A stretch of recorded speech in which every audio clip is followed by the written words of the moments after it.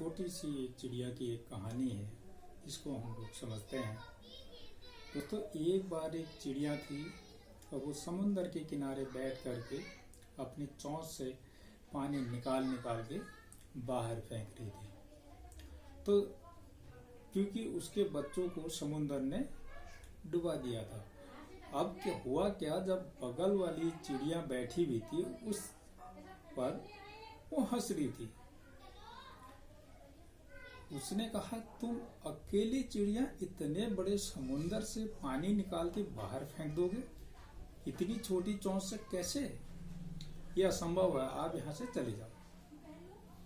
तो उस चिड़िया ने कहा कि फ्री की सलाह मत दो, दे सकते हो तो साथ दो। तो वो भी उस चिड़िया के साथ साथ देने लगा। तो दोनों चिड़ियाएं जो है समुंदर से चोंच से पानी निकाल निकाल के बाहर फेंक रही थी। तो धीरे धीरे और चिड़िया आई। तो एक दिन दोस्तों हुआ क्या, वहां पर हजारों लाखों करोड़ों की तादाद पर चिड़ियाएं जुट गई और जो है समुंदर से पानी निकालने के लिए। अब कुछ दिन बाद क्या हुआ कि वहां पर एक गरुड़ भी आ गया। वो गरुड़ सीधा चला गया विष्णु भगवान के पास और वहां पे गुजारिश करने लगा कि आप भी चलिए।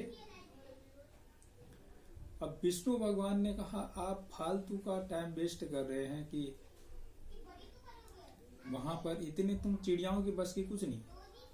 आपसे इतना बड़ा समुद्र कैसे खाली होगा?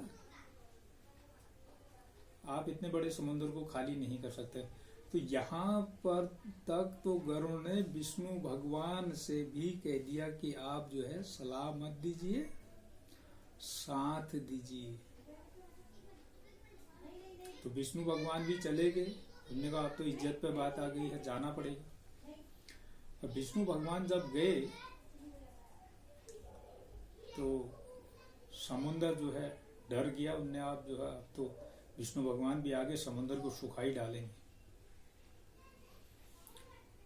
तो इतने में समुद्र ने जो है चिड़िया के बच्चों को वापस कर दिया।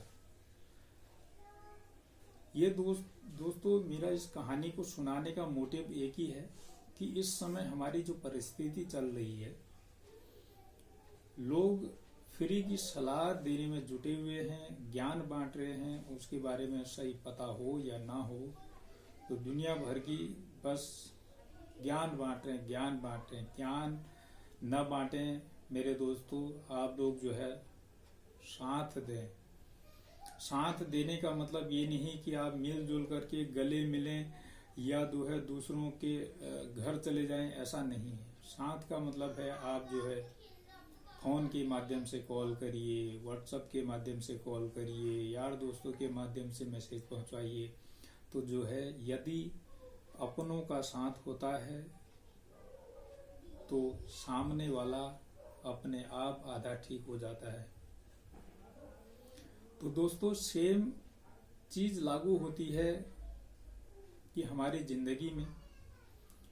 तो मैं इस कहानी को इसलिए सुना रहा हूँ दोस्तों, एक छोटी सी कहानी इसलिए मैंने आपको सुनाई कि जो है आगे आप थोड़ा सा इसको ब्रीफ में समझें और जरूर सुने इसको, वीडियो को पूरा सुने दोस्तों, तभी आपके समझ में आएगा कि हम अपनी लाइफ में क्या कर रहे होते हैं और क्या करना चाहिए और क्या नहीं करना चाहिए। इसके माध्यम से हम एक छोटा सा ब्रीफ समझेंगे। और यदि दोस्तों आप लोगों को वीडियो अच्छा लगा हो तो कमेंट करके जरूर बताएं। आपको कुछ सीख मिली हो तो कमेंट करके जरूर बताएं। यदि चैनल पर नए हैं तो सब्सक्राइब जरूर कर लें। नमस्कार दोस्तों, मैं हूं गोपाल दत्त परगाई और आप देख रहे हैं टेक्नोलाइन स्टडी सेंटर। और मैं भारतीय जीवन बीमा का एक अभिकर्ता भी हूं। इसी के बारे में मैं आप लोगों से थोड़ी सी वार्ता करने वाला हूं। दोस्तों फ्री का ज्ञान बांटने वाले बहुत लोग होते हैं। यदि हम किसी के पास प्रपोजल लेके जाते हैं तो सबसे पहले लोग जो है यही कहते हैं कि हम एक बार अपने यार दोस्तों से पूछेंगे।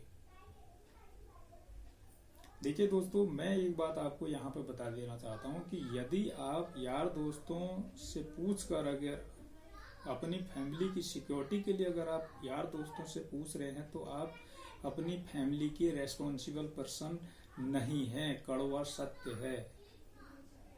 आप अपने फैमिली को नहीं पहचान पा रहे हैं कि आप अपने रेस्पॉन्सिबिलिटीज लेना नहीं जानते हैं। यदि आप अपनी फैमिली की सिक्योरिटी के लिए आप अपने यार दोस्तों से पूछें या दूसरों से पूछें तो आप रेस्पॉन्सिबल अपने परिवार के प्रति बिल्कुल भी नहीं हैं।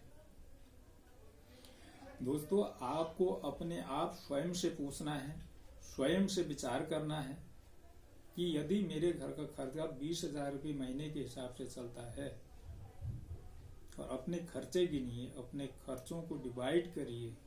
खुदा न खास्ते यदि आपकी नौकरी चली गई तो वो 20,000 रुपयों का प्रतिबंध कहाँ से होगा, प्रबंधक कहाँ से होगा, उन पैसों का इंतजाम कहाँ से होगा। अब लोगों के सवाल उठते हैं कि हमारे पास पैसा नहीं है। यदि दोस्तों इस समय रिसेशन का टाइम है और आपकी कंपनी ने मान लीजिए आपकी 20,000 की सैलरी अगर 18,000 रुपये कर दी तो आप क्या घर नहीं चलाएंगे? आपके पास ऑप्शन क्या है? नौकरी भी करनी है और घर भी चलाना है। वो 2,000 रुपये कहाँ से मैनेज करेंगे? आप खुद विचार करिए। इसीलिए दोस्तों दूसरों की बातों पर ना आए, आप अपना डिसीजन खुद लें, अपने की सिक्योरिटी खुद करें, अपने परिवार को खुद जिम्मेदारियां उठाने के लिए अपने आप को खुद सामने लाएं, उस रेस्पॉन्सिबल पर्सन बने। पिछले साल लॉकडाउन काल में कई घरों ने भारतीय जीवन बीमा की पॉलिसियों से अपने घर चलाए। दोस्तों, कोई चारा नहीं था, लोगों के पास काम नहीं था, क्या अन्य जगहों से कोई सोर्स नहीं था, तो लोगों ने LIC से लोन लेकर के अपने घरों का खर्चा चलाया। अब ये यकीन मानिए, यदि उस समय वो लोग उस इंश्योरेंस को नहीं लिए रहते तो उनका घर कैसे चलता, निराश्रित हो जाते। कई लोगों ने लॉकडाउन काल में इसी के चलते जो है आत्महत्या जैसे कदम उठा लिए। इसीलिए दोस्तों, यदि अभी भी देर नहीं हुई है, इंश्योरेंस एक ऐसा पेड़ है, बोते बोते उसकी निराई गुड़ाई, खाद पानी, बारिश, छांव, जंगली जानवरों से बचाते बचाते बचाते बचाते कई टाइम बाद आपको एक ऐसा शाख, एक ऐसा छांव बना के देता है जो हम बरसों से इंतजार करते हैं। जिस प्रकार से बारिश में छाता बचाती है और धूप की किरणों से सुरक्षा करती है, ठीक उसी प्रकार इंश्योरेंस भी हमारे परिवार की सुरक्षा करता है। कौन कहता है कि इंसान उसके मरने के लिए इंश्योरेंस लेता है? हम जीते किसके लिए हैं? दोस्तों, एक मैं आपका अपने घर का रोज का उदाहरण बताता हूँ। एक गाय हमारे दरवाजे पर आती है और रोज दरवाजा खटखटाती है। वो भी अपने बछड़े को पहले रोटी खाने तक वो रोटी नहीं खाती है। समझिए, एक बेजुबान एक प्राणी में इतनी ममता होती है तो हम तो इंसान हैं। हम अपने परिवार के लिए जी रहे हैं, इसीलिए हमें इंश्योरेंस को बोझ नहीं समझना चाहिए। कई लोग जो है भागते हैं, इंश्योरेंस एडवाइजर को देखते ही भागने लगते हैं। भागिए मत, आप शुक्रगुजार करिए कि हम, कड़वा सत्य है, बोलने में मुझे कोई झिझक नहीं है। बुरा लगेगा तो आप वीडियो को वहीं छोड़ दें, ना सुनें।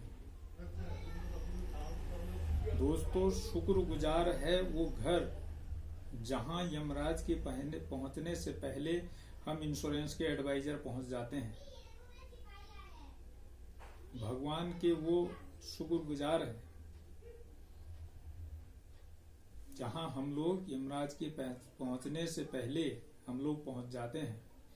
वरना तो लोग जो है यमराज के पहुंचने के बाद इंश्योरेंस एडवाइजर को ढूंढते हैं कि भाई काश ऐसा कर लिया होता, काश उस दिन मैंने ये डिसीजन ले लिया होता, काश मैंने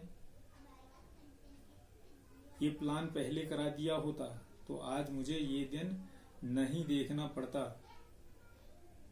तो दोस्तों, काश काश करके जिंदगी नहीं कटती है। अपनी जिंदगी में इम्प्लीमेंट करना पड़ेगा। यदि इम्प्लीमेंट आप नहीं कर पाएंगे तो आप सफल नहीं हो पाएंगे, अपने परिवार के लिए एक जिम्मेदार इंसान नहीं बन पाएंगे। यदि आपको जिम्मेदार इंसान बनना है तो अपनी जिम्मेदारियों को आपको खुद देखना होगा।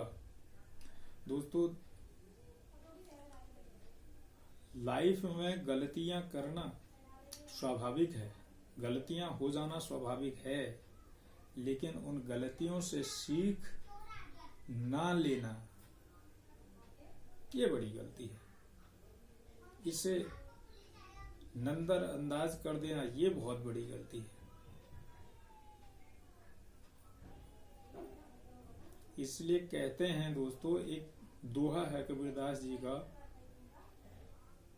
कथनी मीठी खाण सी करनी बिस की लोई, कथनी मीठी खाण सी करनी बिस की लोई, कथनी तजे करनी करे बिसते अमृत होई। तो दोस्तों, आज के लिए इतना ही। मैं आप लोगों के लिए इस प्रकार के वीडियोज लेकर आते रहता हूँ, इंश्योरेंस प्लान के बारे में और इन्वेस्टमेंट के बारे में।